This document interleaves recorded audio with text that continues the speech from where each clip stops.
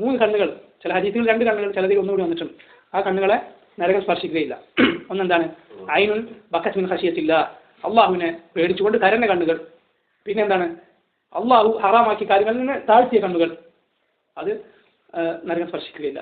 അതുപോലെ അള്ളാഹുവിന്റെ മാർഗത്തിൽ കാവലിരുന്ന കണ്ണുകൾ, മുസ്ലിങ്ങൾക്ക് വേണ്ടി കാവലിരിക്കേണ്ടി വന്നാൽ അങ്ങനെ കാവലിരുന്ന ആളുകളുടെ കണ്ണുകൾ നരകം സ്പർശിക്കുകയില്ല. യുവാക്കളോട് അല്ലാഹു നബി സല്ലല്ലാഹു അലൈഹി വസല്ലം പറഞ്ഞു, യാ മഅശറ ശബാബ് മൻ ഇസ്തതാഅ മിൻകുമുൽ ബാഅത ഫലിയതസവ്വജ് ഫഇന്നഹു അഗദ്ദു ലിൽബസർ വഅഹ്സനു ലിൽഫർജ്.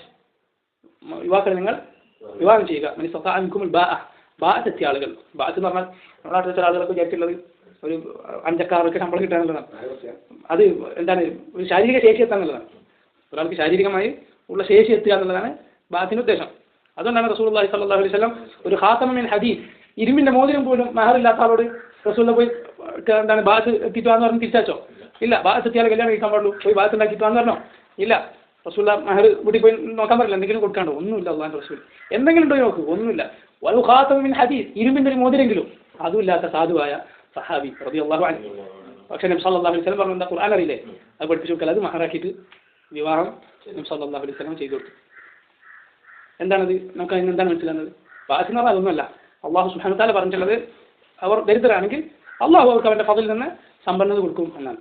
അതുപോലെ തന്നെ നബി സല്ലല്ലാഹു അലൈഹി വസല്ലം പറഞ്ഞു, അള്ളാഹു സഹായിക്കാൻ ഏറ്റ ചില ആളുകളുണ്ട്, അവരുടെ സഹായം അള്ളാഹു ഏറ്റെടുത്തിരിക്കുന്നു. അതിലൊരാളാരാണ്? ഐഫത്ത് പ്രതീക്ഷിച്ചുകൊണ്ട് വിവാഹം ചെയ്താൽ. ഐഫത്ത് എന്ന് പറഞ്ഞാൽ അവൻ തെറ്റിപ്പോവോ, ഹറാമിലേക്ക് സിനയിലേക്ക് പോയി പോകുമെന്ന് പേടിച്ച് ഒരു വിവാഹം ചെയ്തു, അവൻ്റെ ഒന്നുമില്ല. അങ്ങനെയുള്ളവനെ അള്ളാഹു സഹായിക്കും. അവൻ്റെ കടം പോലും അള്ളാഹു വീട്ടുന്നതാണ്. പരലോകത്ത് ഷഹീദിന്റെ വരെ അള്ളാഹു കടം ഷഹീദിനെല്ലാം പുറത്തു കൊടുക്കും. എന്നിട്ട് നബി സല്ലല്ലാഹു അലൈഹി വസല്ലം പറഞ്ഞു, ഇല്ല ദൈൻ, കടമൊഴികെ സാറനി ബിഹി ജിബ്രീലു ആനിഫ, ജിബ്രീൽ ഇപ്പം എനിക്ക് വന്നത് പറഞ്ഞു. ഏത്?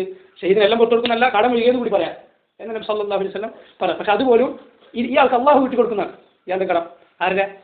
ഐഫത്ത് പ്രതീക്ഷിച്ച് ഹറാമിലേക്ക് പോകുമെന്ന് പേടിച്ച് ഒരാൾ വിവാഹം ചെയ്തു. അതിന് അയാൾക്ക് ചെലവുണ്ടാവും. പെണ്ണുങ്ങളല്ലോ ചെലവ് ഇസ്ലാമില്. ആർക്കാണ്?